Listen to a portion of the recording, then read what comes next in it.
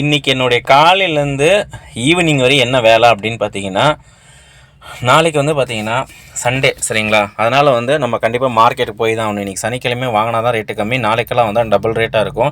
அந்த ரேட்டெல்லாம் வச்சு கண்டிப்பாக கடையில் வந்து வச்சு என்னால் சேல் பண்ணவும் முடியாது. கண்டிப்பாக சேல் பண்ணாலுமே அது வந்து எனக்கு ப்ராஃபிட்டு பெருசாகவும் கிடையாது. அந்த ரேட்டுக்கு நான் விலைவாசிக்கு சொன்னாலும் அது வந்து நமக்கு வர கஸ்டமர்ஸு நம்ம கடையில் வந்து யாரும் எடுக்க மாட்டாங்க. இன்றைக்கி எப்பவுமே வந்து ஒசூர் சைடை பொறுத்த வரையும் திங்கள் டு அந்த சனிக்கிழமை வரையும் மட்டும்தான் ரேட்டு வந்து அஃபோர்டபுள் ரேட்டில் நமக்கு வந்து எல்லாமே கிடைக்கும். சண்டே ஏன் அப்படி சொல்கிறேன்னா, சண்டே அப்படி வந்து பார்த்திங்கன்னா மக்கள் வந்து எல்லாருமே வெளியே வர நாள். அன்றைக்கி வந்து மார்க்கெட்டில் வந்து பார்த்திங்கன்னா, ஃபார் எக்ஸாம்பிள் ஒரு க்ரீன் பட்டாணி இருக்குதுன்னு பார்த்திங்கன்னா, அது ₹45 ₹50 அன்றைக்கி போய் நம்ம எடுக்கிறோம் அப்படின்னா ₹60 சொல்லுவாங்க. எலுமிச்சை பழம்லாம் வந்து ₹10 3 தான் கொடுப்பாங்க. அதே இது இன்றைக்கி போனால் ₹10 5 கொடுப்பாங்க. அதே மாதிரி இந்த கூரெல்லாம் வந்து பார்த்திங்கன்னா மற்ற நாள்லலாம் பார்த்திங்கன்னா ₹10 ஒசூர் சைடை பொறுத்தவரையும். அதே சண்டே நாள்லலாம் பார்த்திங்கன்னா ₹20. ஆனால் ரொம்ப கம்மியாக வைப்பாங்க. வால்யூம் வந்து ரொம்ப கம்மியாக தான் இருக்கும். ஸோ எல்லாமே சொல்கிறேன், இந்த வீடியோ பார்க்குற ஒசூர் மக்கள் வந்து வீட்டில் இருக்கட்டும், நான் கடைக்காரங்கன்றது இல்லையா, வீட்லேயே இருந்தாலுமே நீங்கள் முடிஞ்ச அளவுக்கு சண்டேவை தவிர்த்துருங்க. மற்றபடி மற்ற நாளில் சந்தைக்கு போகிறதுக்காக பாருங்கள். சண்டே போகிறது சண்டே ஒர்க்கு வந்து முடிச்சிட்டேன் நான். முடிச்சுட்டு அடுத்து வந்து நம்ம நேராக நம்ம கடைக்கு தான் போகணும். சரி பஜாரில் எதனா தேவைப்படுதா அப்படின்னு சொல்லிட்டு கால் பண்ணி கேட்டேன். எது தேவையில்லை வந்துரு கடைக்குன்னாங்க. நேராக நம்ம கடைக்கு வந்துட்டேன். வந்த அப்புறமும் பார்த்திங்கன்னா கஸ்டமர் வந்துன்னே இருந்தாங்க.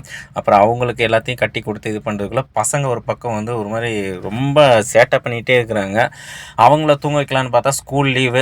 சரி காயெல்லாம் எடுத்து வச்சுட்டு நம்ம தூங்க வைக்கலாம் அப்படின்னு சொல்லிட்டு எல்லா காயும் வந்து ஒன்றுனா எடுத்து வச்சுட்டு, அப்புறம் கம்மியாக்குறது எல்லாமே உருளைக்கிழங்கு அது எல்லாத்தையும் கொட்டி எல்லாமே நிரப்பி எல்லாமே இது பண்ணிட்டேன் நான்.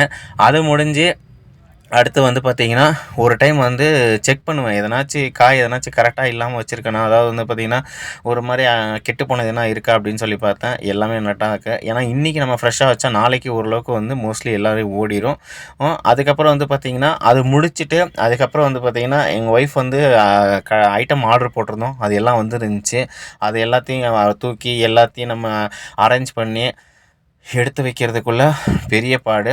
உண்மையிலே சொல்கிறேன், மளிகை கடை வியாபாரம் வந்து ரொம்ப ஒரு கஷ்டம். அதுக்கப்புறம் இந்த கஷ்டத்தில் குழந்தைங்க ஒரு பக்கம் சேட்டை பண்ணுறாங்க. அவங்கள வச்சுட்டு நம்மளால் இது பண்ணுவோம்ல, அவங்கள ஒரு பக்கம் தூங்க வச்சுட்டேன். அதுக்கப்புறம் ஐட்டம் பாருங்கள் ஃபுல்லாக வந்திருக்கு. இது எல்லாத்தையும் அடுக்கணும். இது எல்லாம் முடித்து அடுத்து கம்பெனிக்கு டீ போடுற டைம் ஆச்சு. அடுத்து நேராக டீ கேனை தூக்கிட்டு கம்பெனிங்களுக்கு டீ கொடுக்கறதுக்கு வந்தாச்சு. இதுதான் நம்மளுடைய டெய்லி ரொட்டீன்.